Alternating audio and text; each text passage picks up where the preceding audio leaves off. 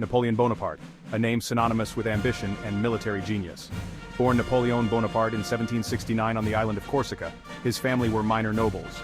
Corsica had recently been conquered by France, shaping young Napoleon's destiny. Even as a boy, Napoleon displayed a keen interest in military history and strategy. Recognizing his potential, Napoleon's family sent him to military school in mainland France. He excelled in his studies, particularly in mathematics and artillery.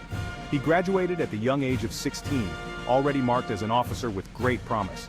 The French Revolution in 1789 provided the opportunity for Napoleon to rise quickly through the ranks. Napoleon, with his military training and sharp intellect, was perfectly positioned to seize the moment.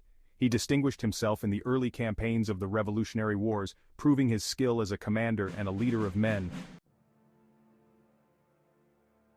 The Italian campaign, launched in 1796, would be Napoleon's true breakout moment. He was just 26 years old, but his confidence and ambition were boundless. He inspired his troops with fiery speeches, promising them victory and glory. Against all odds, he led the French army to victory after victory against the Austrians and their allies.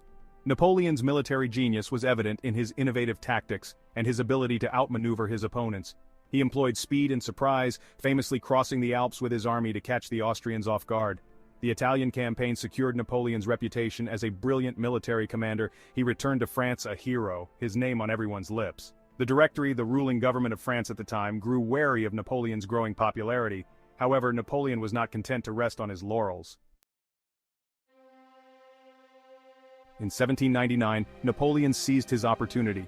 In a swift and bloodless coup d'état, he overthrew the Directory and established himself as first consul of France.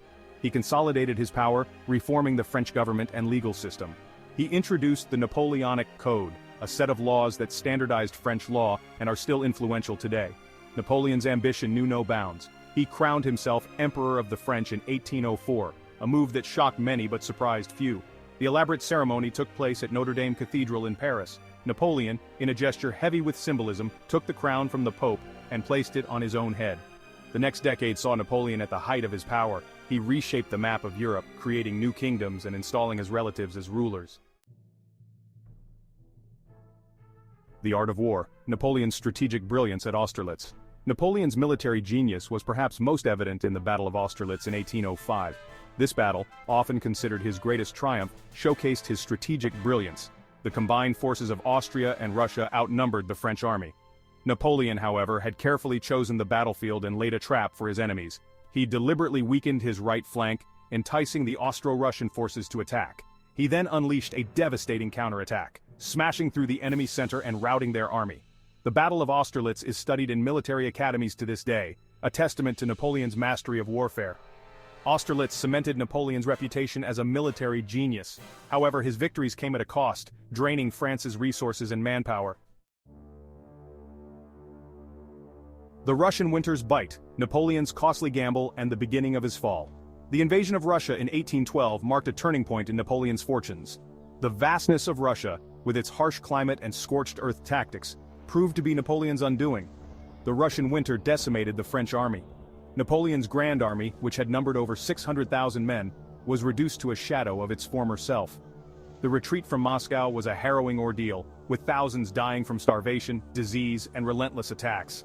The disastrous Russian campaign emboldened Napoleon's enemies, leading to a series of defeats. Forced to abdicate in 1814, Napoleon was exiled to the island of Elba off the coast of Italy.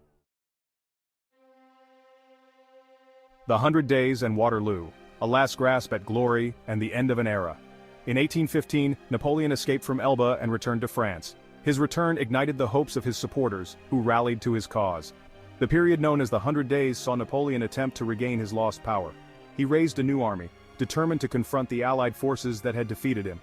At the Battle of Waterloo in June 1815, Napoleon faced off against the combined British and Prussian armies. The battle was a close-fought affair, but in the end, Napoleon's army was defeated. This time, he was exiled to the remote island of St. Helena in the South Atlantic, where he died in 1821 at the age of 51.